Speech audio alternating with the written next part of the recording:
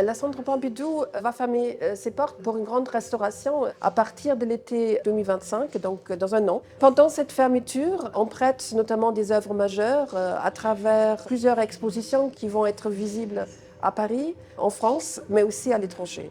Or ici, nous sommes à Amsterdam, donc on a déjà avancé cette fermeture parce qu'ici, on a le fond le plus complet de Wassily Kandinsky.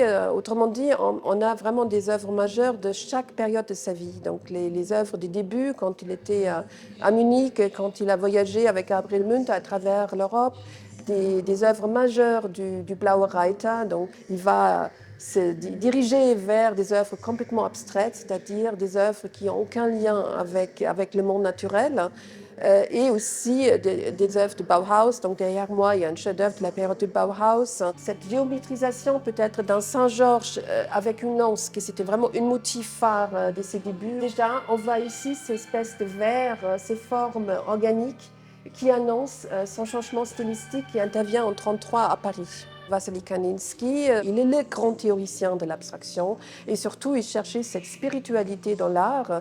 Donc, c'est-à-dire il essayait d'entrer en résonance avec l'âme du spectateur. Donc, pour lui, il y a l'intériorité qui était vraiment très importante.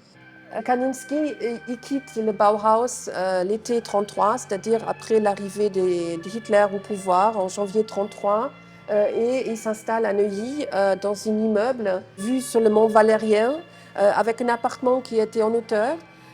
Voilà, il y a une autre palette, il devient une palette beaucoup plus guimauve, plus allègre, une légèreté qui s'installe, une douceur qui s'installe dans les peintures des années 30. En 40, on voit que son art devient un peu plus minuscule, un peu plus aride aussi. On ressent un peu quand même la lourdeur du quotidien, de se procurer des toiles, de travailler pendant l'occupation allemande. Kandinsky meurt en 1944. La richesse des collections Kandinsky du Centre Pompidou, on la doit à sa veuve, Nina Kandinsky, qui a commencé à faire des premières donations en 1976, c'est-à-dire juste pour accueillir l'arrivée du Centre Pompidou. Elle était très amie de Claude Pompidou et elle a surtout légué tout ce qui restait dans l'atelier à l'État français après sa mort en 1981. Un trésor sans fin, un trésor.